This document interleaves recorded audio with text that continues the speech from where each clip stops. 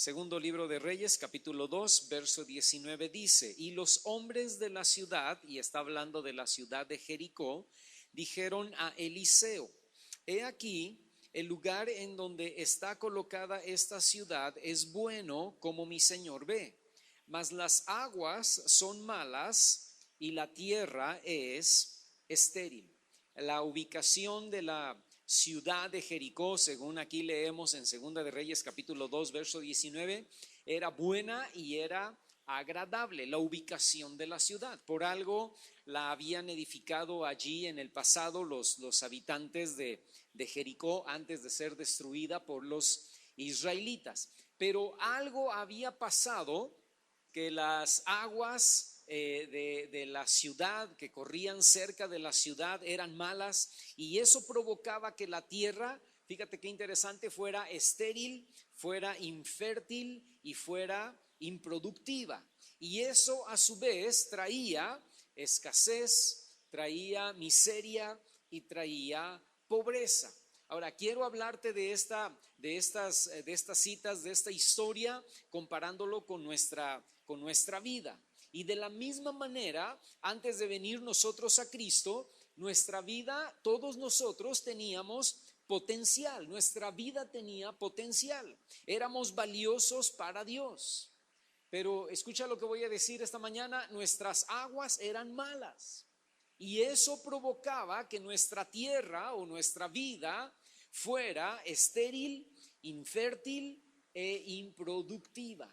Y esa esterilidad, hermano, antes de venir al Señor, nos llevaba también a escasez, nos llevaba a miseria y nos llevaba a pobreza, hablando espiritualmente, pero también muchas veces nos llevaba a escasez, a miseria y a pobreza física, y en otras ocasiones o en otros casos puede ser que te lleva a escasez, a miseria y a pobreza económica, o puede ser que te lleva a escasez, a miseria y a pobreza de las tres maneras: espiritual, física y económicamente.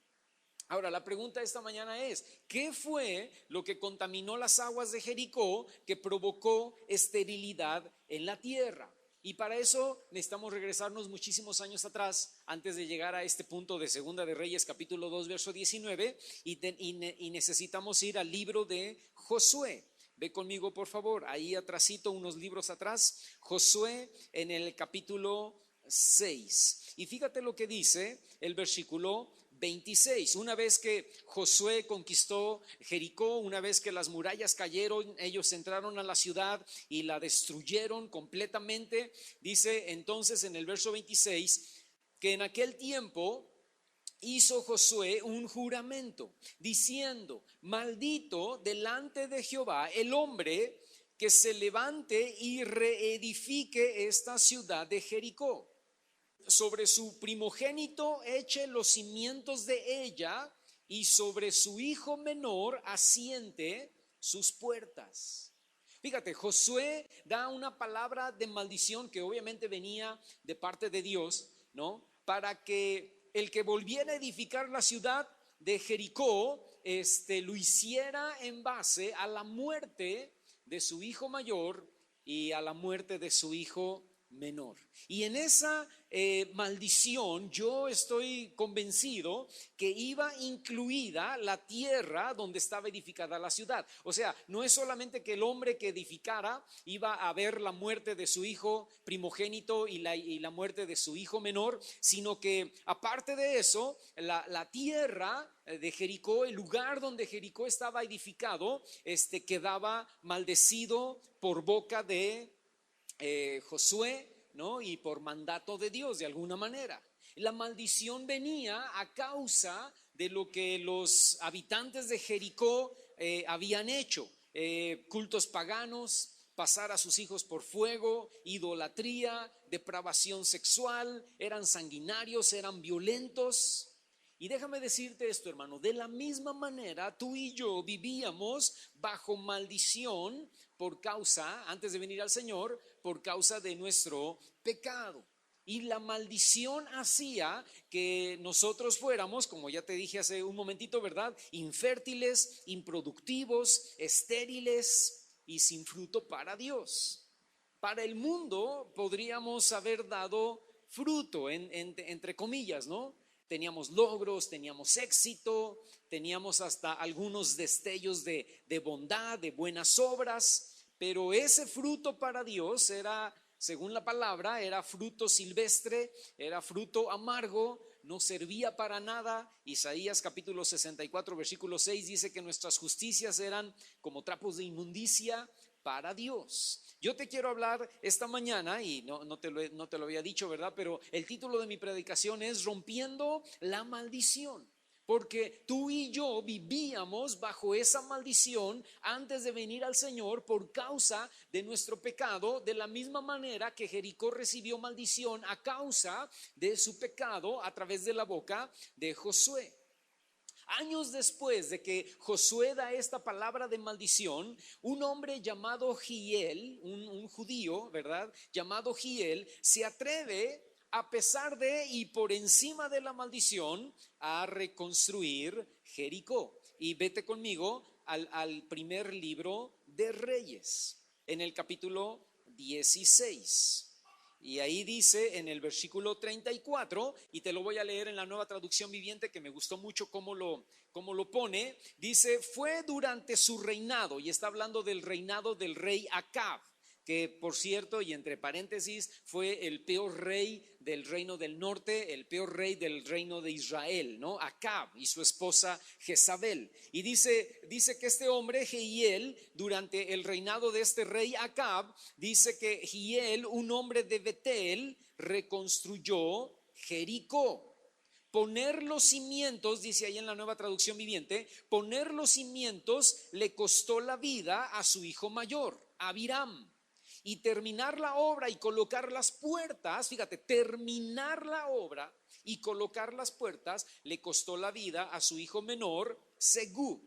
Todo esto sucedió de acuerdo con el mensaje de parte del Señor, que ya leímos atrás, acerca de Jericó, transmitido por Josué, hijo de Nun. Fíjate, por causa de la palabra profética de maldición contra Jericó, murió el hijo mayor de Giel y murió también el hijo menor. Y yo pensando en esto, hermano, en la semana haciendo esta predicación, yo pensé, bueno, aquí caben dos posibilidades, ¿no? Número uno, que este hombre Giel era ignorante de la profecía de Josué, no sabía, ¿no? Nadie le dijo, nadie le avisó, y él en su ignorancia, él se decidió a reedificar Jericó de nuevo. O número dos, que él conocía la profecía, que él conocía la maldición que Josué había hecho muchos años atrás, pero él era rebelde. Y él dijo, pues no me importa, y yo de todas maneras voy a levantar aquí voy a volver a levantar aquí la ciudad. Ahora, pero también pensé en que podrían ser las dos cosas juntas, ignorancia y rebeldía. ¿Por qué? Porque a lo mejor al principio fue ignorancia, no sabía y empieza a edificar, y alguien llega y le dice, oye, pues que no sabes lo que Josué dijo, se le muere su hijo, ¿no? Porque él empieza a edificar, y entonces cuando empieza a edificar se le muere su primogénito, y entonces alguien llega y le dice, oye, Giel, estás cometiendo un error, ¿que no sabes la profecía de Josué? Ya se murió tu hijo mayor, ya se murió tu hijo primogénito por causa de reconstruir esta ciudad. Si tú sigues reconstruyendo, si tú sigues levantando muros y terminas de poner las puertas, no solamente vas a ver la muerte de tu hijo mayor, vas a ver también la muerte de tu hijo menor.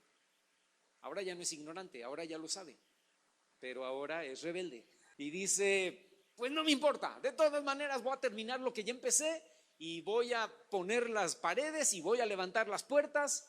Y cuando lo hace, hermano, su hijo menor también se muere. Entonces siguió construyendo, escúchame, ya no por ignorancia, ya no por rebeldía, ahora por terquedad y necedad. Y el problema, hermano, es que no solo costó la vida de sus dos hijos, sino que además la maldición continuaba, porque el lugar ya no era bueno geográficamente, era bueno porque tal vez para estar en medio del desierto había brisa que corría ahí del río Jordán y era un lugar agradable, ¿no? pero la tierra era improductiva porque las aguas estaban maldecidas y las aguas contaminaban la tierra y la tierra se volvió infértil. Y déjame decirte esto, hermano. A veces nosotros nos parecemos a Giel. Dios dice en su palabra, si haces esto, va a haber maldición. Y lo hacemos. Primero, escúchame, por ignorancia y luego por rebeldía, sin importarnos las consecuencias, ¿no? Edificamos sobre las cosas que están bajo maldición por ignorantes, por rebeldes y además, hermano, por ser necios y por ser tercos. Y tristemente en el pecado, pues llevamos las consecuencias.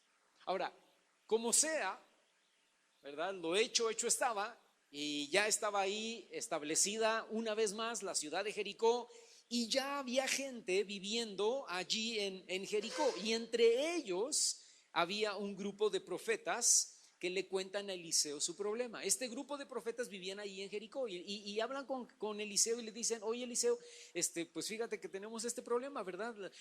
La tierra es infértil porque las aguas están maldecidas, las aguas están mal, ¿verdad? Y no podemos producir nada y este es el problema de la ciudad, aunque la ciudad está ubicada en un buen punto. Entonces regrésate conmigo a Segunda de Reyes y perdón, se me olvidó decirte que no te salieras de ahí, ¿verdad? Ahí vamos a estar porque vamos a basarnos en esa historia. Segundo libro de Reyes, en el capítulo 2, el versículo 20. Dice, entonces Eliseo dijo, tráiganme una vasija nueva y pongan en ella sal. Y se la trajeron. Nada más ese versículo vamos a leer. ¿Está bien? Le cuentan el problema y Eliseo dice, muy bien, tráiganme una vasija nueva y pongan en esa vasija nueva sal. Esas son las dos cosas que pide Eliseo. Y le dicen, Eliseo, pero lo que queremos es que Dios sane las aguas, ¿no? ¿Qué tiene que ver una vasija nueva y qué tiene que ver sal? ¿No sería mejor traer cloruro de potasio combinado con sulfato de amonio y una pizca de trifosfato de no sé qué cosas, ¿no? Eso se oye más inteligente, eso se oye más conciencia, ¿no? Más elaborado, más no sé, más importante. O sea, ¿cómo una vasija nueva con sal? Escúchame, hermano, traer las cosas exactas o hacer las cosas exactas como se han pedido, prueba nuestra fe. ¿Por qué el diezmo, hermano? ¿Por qué no el 5%? ¿O por qué no el 20%? ¿Por qué Dios pide el 10%? Pues no lo sé, pero Dios pide el 10%, ¿no? Y cuando tú das y cuando tú haces las cosas exactas como la Biblia dice que debes hacerlas, eso trae bendición, aunque no entiendas, aunque no comprendas por qué es que Dios dice que debes hacer tal o cual cosa. Le dice Elías a Eliseo, le dice a Naamán, ¿no? Ve y sumérgete en el río Jordán 7 veces. ¿Pero por qué? O sea, lo que tengo es lepra. ¿Por qué no sales con una inyección o con una vacuna o con unas pastillas? ¿No? ¿Por qué ir al Jordán? Y de hecho Naamán lo dice, ¿verdad? El río sucio, el río cochino. Tengo en mi país, tengo 2 ríos mejores, tengo 2 ríos más bonitos. ¿Y por qué 7 veces? ¿Por qué no 6? ¿Por qué no 8? ¿Por qué no una? Si Dios es Dios, con una vez que me sumerja, con esa vez me puede sanar. ¿Por qué me tengo que sumergir 7 veces?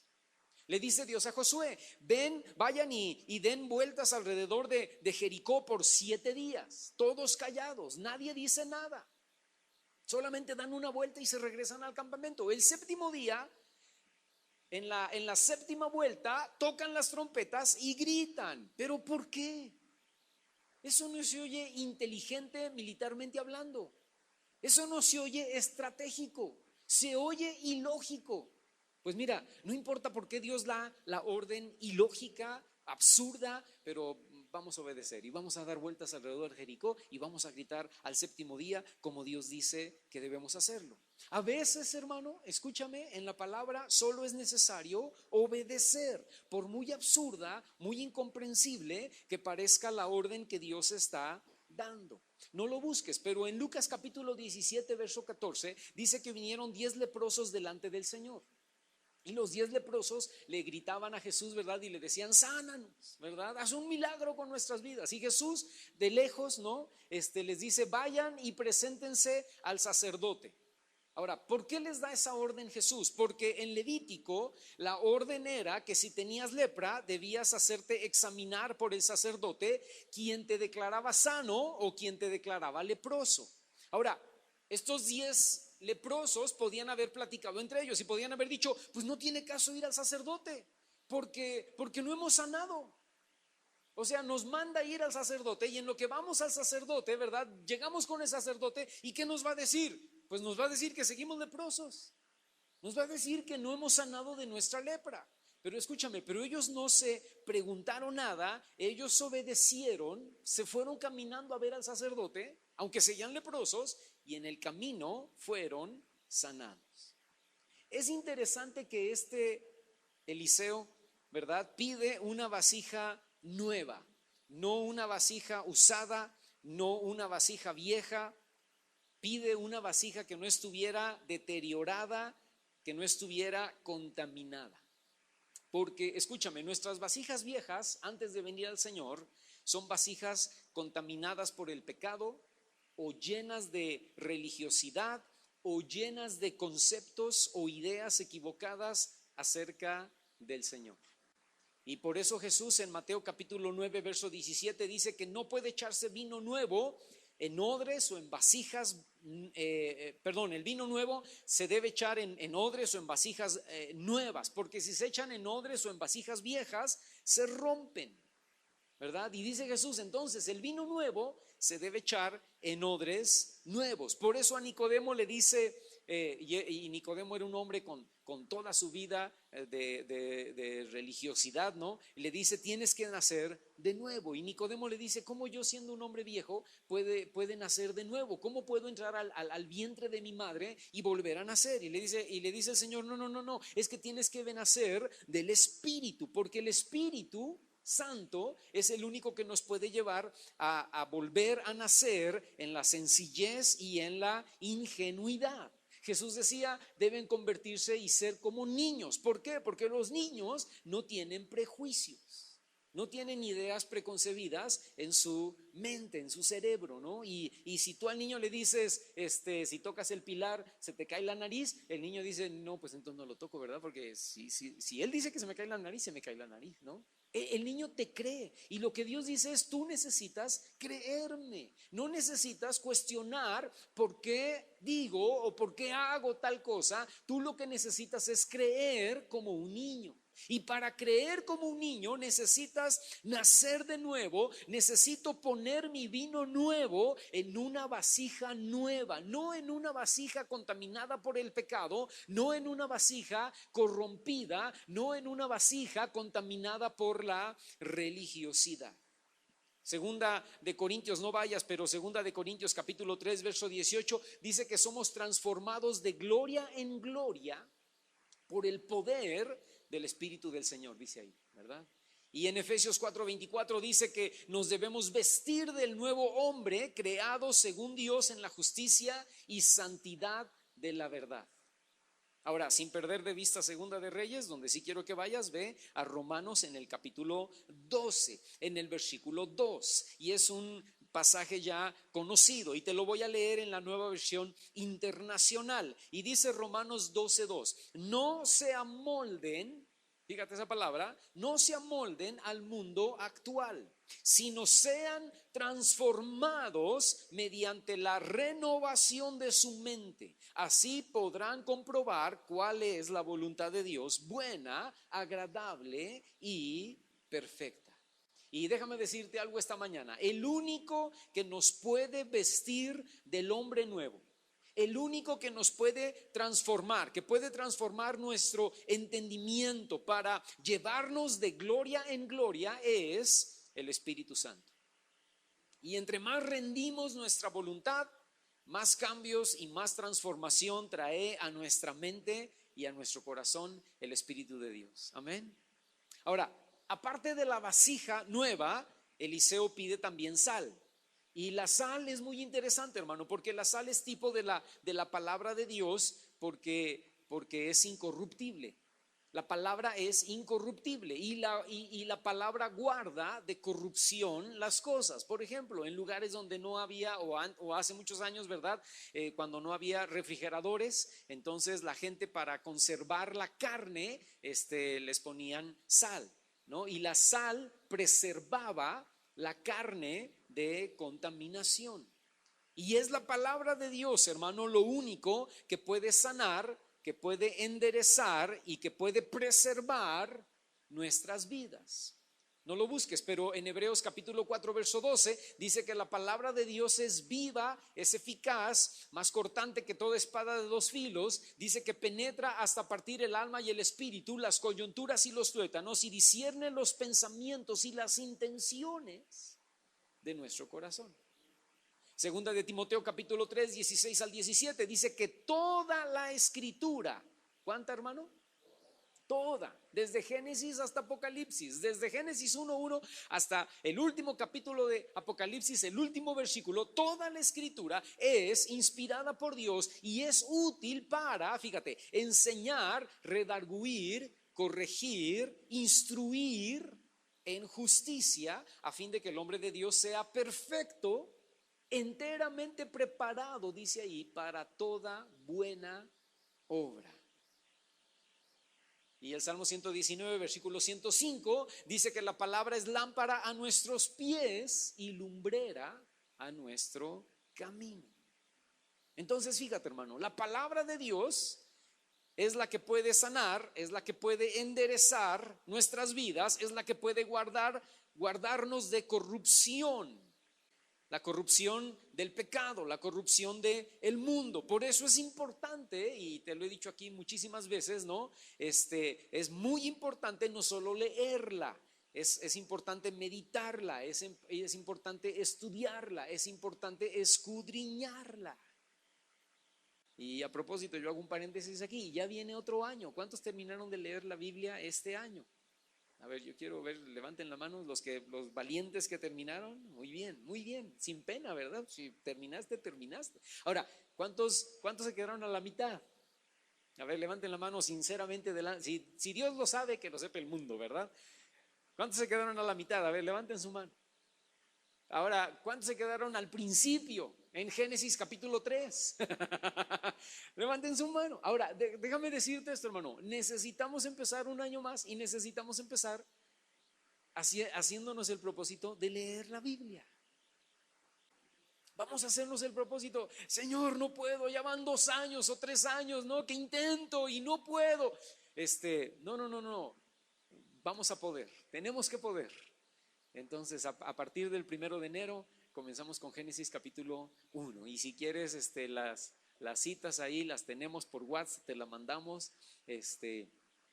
Pero necesitamos, hermano, estudiar, leer, meditar, analizar, escudriñar la palabra de Dios. Regrésate conmigo, segunda de Reyes. Regrésate ahí a Segunda de Reyes, en el capítulo 2, y ahora vamos a leer el versículo 21. Y entonces dice que Eliseo tomó la vasija nueva y tomó la sal, y dice que vino a los manantiales de las aguas. Dice, saliendo él a los manantiales de las aguas, echó dentro la sal en el manantial, ¿verdad? Y dijo, así ha dicho Jehová, yo sané estas aguas y no habrá más en ellas muerte ni enfermedad. Escucha, esto es muy interesante, hermano, porque no echó la sal en el río, sino que fue y echó la sal donde estaba el manantial, de donde nacía el río. Es decir, la sanidad vino desde la raíz, desde el origen mismo de las aguas. Y así es nuestra regeneración. Nuestra regeneración comienza en el corazón, que es la fuente de la vida. Y el corazón, la sanidad del corazón sale hacia afuera, hacia nuestras palabras y nuestras acciones. La religión, hermano, pues busca cambios externos, ¿no? Vístete de tal manera, compórtate de tal manera, habla de cierta forma. Eso es una vida religiosa, pero el verdadero cristianismo cambia las cosas desde la raíz. Y cuando cambian las cosas desde el corazón, de ahí sale hacia afuera. Se cambia el corazón, Dios cambia el corazón y entonces cambia todo lo demás. ¿Por qué? Porque es un cambio verdadero, es un cambio radical. Y cuando Dios te cambia el corazón, te cambia entonces después también la manera de vestir y la manera de hablar y la manera de actuar. El milagro de las aguas sanadas liberó a Jericó, escucha esto hermano, de la maldición que Dios mismo había pronunciado en contra de ella, haciéndola de nuevo habitable, fértil, fructífera y productiva. Eso es la misericordia y la gracia de Dios. Nosotros también estábamos maldecidos. Dios estaba, dice la Biblia, enojado, airado en contra de nosotros los pecadores. Pero después Dios tiene misericordia y la maldición se convierte ahora en bendición. Y la infertilidad se convierte ahora en fertilidad, en fruto, en producir vida, una vida fructífera. Se hizo una tierra habitable, se hizo una tierra fértil, se hizo una tierra productiva, igual que nuestras vidas. La sal de alguna manera y milagrosamente también endulzó las aguas. Y de la misma manera, hermano, solo un milagro, solo el agua de vida del Espíritu Santo puede endulzar nuestro espíritu amargado, resentido, hacer fértil nuestra alma y nuestro corazón estériles. Y la maldición fue quitada y no hubo más muerte ni enfermedad. Y de la misma manera, Dios restaura nuestra vida y trae como consecuencia una tierra fructífera. Escúchame, y lo más importante, ahora podemos dar fruto. Por eso es que Dios viene a nuestras vidas buscando, como cristianos, lo que Dios busca en nuestras vidas es fruto. Estábamos bajo maldición y ahora vivimos bajo bendición.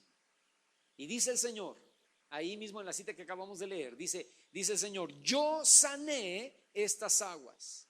Fíjate, no fue en el nombre o en el poder de Eliseo. Escúchame, no fue la sal, no fue la vasija, fue Dios. Amén. Dios usó la sal y Dios usó la vasija, pero fue Dios. No es el pastor, no es la iglesia a la que voy, no es la religión a la que pertenezco lo que me ha cambiado, es Dios. Hermano, es que el aceitito que el pastor usa, ¿verdad? Y yo compré este aceite ni siquiera lo compré, me lo trajeron de regalo. Unas personas que vinieron de la ciudad de Tulsa me lo trajeron de regalo, ¿verdad? Y es un aceite que se vende en una tienda cristiana y está hecho con todos los ingredientes judíos, ¿verdad? Con el que se hace el aceite de la unción, ¿no? Y entonces yo lo dejé aquí en la iglesia porque yo dije, cada que ore por una persona por sanidad, le voy a poner del aceitito y se me olvida. Vienen las personas y ore por mí, pastor. Sí, oramos y el aceitito ahí, bien, gracias, ¿no? Y de repente te puedo poner aceite o de repente te puedo no poner aceite. Escúchame, no es el aceite. Te puedo poner de este aceite o te puedo poner aceite de cocina, ¿no? Y de todas maneras, Dios puede sanar tu vida. ¿Por qué? Porque no es el objeto, no es la cosa. Hermano, es que sus oraciones, ¿no? Porque ora por mí otra persona y no resulta nada. Pero cuando usted ora, hermano, no, es que no es mi oración. Puede ser la oración de cualquiera, Dios te va a sanar. Dios va a escuchar tu petición. ¿Por qué? Porque vuelvo a repetir, porque no es la oración, no es el aceite, no es la cosa, es Dios que está haciendo la obra en nuestras vidas. Amén. Y regrésate ahí a Segunda de Reyes, en el versículo 2, en el capítulo 2, en el verso 22, dice, y fueron sanas las aguas, fíjate cómo dice, hasta hoy, conforme, o sea, hasta el tiempo en que se estaba escribiendo este libro, dice, conforme a la palabra que habló Eliseo. Escucha, la sanidad no fue momentánea, la sanidad fue duradera y permanente. Y de la misma manera, hermano, nosotros somos también sanados y cambiados, no por una semana, no por un mes, no por un año. Somos cambiados y sanados permanentemente. Somos cambiados y sanados para siempre. ¿Qué quiere hacer el Señor con nosotros? Yo te digo esta mañana, Dios quiere sanar nuestras vidas. Y no estoy hablando solamente de algo físico, de una enfermedad. O sea, Dios quiere sanar tu cuerpo de cualquier enfermedad, ¿no? Pero estoy hablando también de que Dios quiere sanarnos en nuestro corazón, Dios quiere sanarnos en nuestra alma, Dios quiere sanarnos en nuestros pensamientos, Dios quiere sanarnos en nuestras emociones, Dios quiere sanarnos en nuestros sentimientos. Quiere quitar la maldición y quiere traer bendición. Quiere traer sanidad a todas las áreas de nuestra vida. Y escúchame, quiere sanarnos de raíz, quiere sanarnos no por fuera, por dentro, en el corazón, y quitar la esterilidad y la maldición para que podamos dar fruto. Hermano, es que yo vengo de una familia totalmente idólatra, ¿verdad? Apegada y unida a los ídolos. Pues Dios quiere quitar esa maldición para traer bendición. Hermano, yo vengo de una familia que el yoga, ¿verdad? Y Hare Krishna y la meditación, y Dios quiere romper la maldición y traer bendición. Hermano, yo vengo de otra familia, ¿no? Donde brujería, hechicería, Dios quiere romper la maldición y traer bendición. Hermano, yo vengo de una familia donde espantaban, ¿no? Y tenían encuentros con espíritus inmundos, y se oían ruidos y se oían sonidos en la casa y muerte. Dios quiere sanar y traer bendición. Amén. Necesitamos pedirle al Señor esta mañana. O yo vengo de una familia donde el odio, el resentimiento, la amargura, o la depresión, suicidios. Escúchame, hermano, Dios quiere sanarnos, Dios quiere restaurar nuestro corazón, echar la sal, la vasija nueva en el manantial para sanar las aguas, restaurar la tierra y que ahora haya verdadero fruto. Amén. ¿Nos podemos poner de pie en esta mañana? Inclina tu rostro ahí donde estás y escúchame, yo quiero que pienses así con tus ojos cerrados, ¿de qué familia vienes? ¿De qué contexto vienes? ¿De qué trasfondo vienes? ¿No? ¿Qué fue lo que tus, a lo mejor lo sabes, a lo mejor no, pero qué fue lo que tus bisabuelos o tus abuelos hicieron en el pasado? ¿No? ¿Qué fue lo que tus padres hicieron en el pasado? ¿Qué fue lo que tú mismo o tú misma hiciste en el pasado que trajo maldición y que trajo un corazón, una tierra infértil, maldecida, sin fruto? Y yo te voy a pedir que ahí donde estás, así con tus ojos cerrados, ores al Señor y le digas: Señor, rompe toda maldición en mi vida. Rompe toda maldición espiritual, rompe toda maldición emocional, rompe toda maldición física, rompe toda maldición económica. Aún en el día de hoy, hermano, escúchame, si tú dices: yo siento que estoy bajo una maldición, yo siento que dentro, a raíz de hace 5 años, a raíz de hace 10 años, yo entré como a una maldición en mi vida por alguna causa que tal vez comprendo, escúchame, o que tal vez no comprendo. No alcanzo a entender por qué, y entramos a un caminar de maldición. Padre, ora esta mañana y dile: Padre, hoy rompe toda maldición en mi vida. Rompe toda maldición espiritual, rompe toda maldición emocional, rompe toda maldición física, rompe toda maldición económica, en el nombre de Cristo Jesús, Señor. Haz un milagro de regeneración. Así como Eliseo trajo la vasija nueva y la sal y lo echó en el manantial de donde nacían las aguas de la ciudad de Jericó, y la tierra recibió un milagro y fue transformada a una tierra fructífera. De la misma manera, Señor, hoy haz un milagro de regeneración en mi corazón, en mi vida, en el nombre de Cristo Jesús. Que yo pueda, que tu Espíritu Santo pueda vestirme del hombre o de la mujer nueva en el nombre de Jesús. Que pueda transformar mi entendimiento, Señor. Que pueda ser transformado de gloria en gloria. Que pueda ser sanado mi corazón. Que pueda ser transformada y sanada mi mente de una manera radical, Señor. Y que pueda dar fruto abundante para tu gloria y tu honra. Ahora, si tú crees, si hiciste esta oración y la crees, hermano, levanta tus manos y dile: gracias, Señor. Gracias porque hoy sanas mi tierra.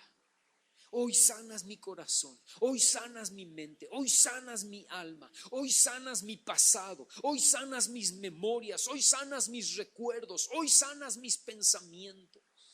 Hoy se va el odio, hoy se va el coraje, hoy se va el rencor, hoy se va la amargura, hoy se va la tristeza, hoy se va la depresión, hoy se va el temor, hoy se va el miedo en el nombre de Cristo Jesús, Señor.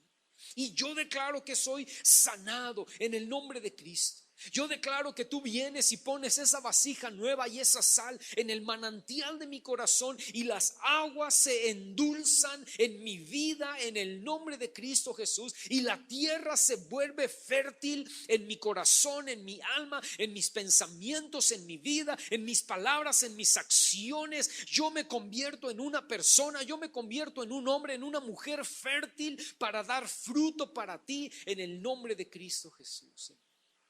Yo declaro hoy, Padre, que tú vienes y haces un milagro de regeneración en mi vida esta mañana. Hoy declaro que haces un milagro, quitas la maldición, Señor, y traes verdadera bendición sobre mi vida en el nombre de Jesús. En el nombre de Jesús. Lo declaro, lo proclamo esta mañana, lo confieso esta mañana, Señor, que tú tienes el poder y que tienes la autoridad, Señor, para hablar palabra de bendición sobre mi vida y aún sobre mi casa, sobre mi familia, en el nombre de Cristo Jesús, Señor. Amén.